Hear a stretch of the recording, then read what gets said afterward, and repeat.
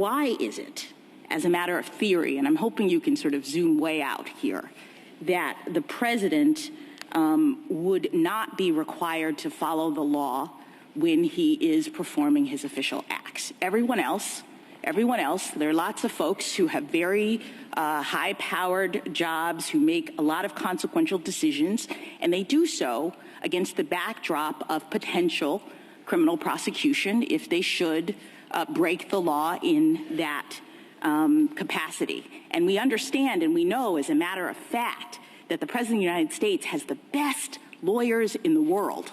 When he's making a decision, he can consult with pretty much anybody as to whether or not this thing is criminal or not. So why would we have a situation in which we would say that the president should be making official acts without any responsibility for following the law? I respectfully disagree with that characterization. The president absolutely does have responsibility. He absolutely is required to follow the law in all of his official acts. But the remedy for that is the question: could he be subject to personal vulnerability, sent to prison for making a bad decision after he leaves office? But other people who have consequential jobs and who are required to follow the law make those determinations against the backdrop of that same kind of risk. So what is it about the president?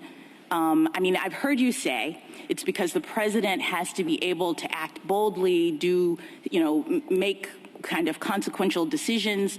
I mean, sure, but again, there are lots of people who have to make life and death kinds of decisions, and yet they still have to follow the law. And if they don't, they could be sent to prison, et cetera, et cetera.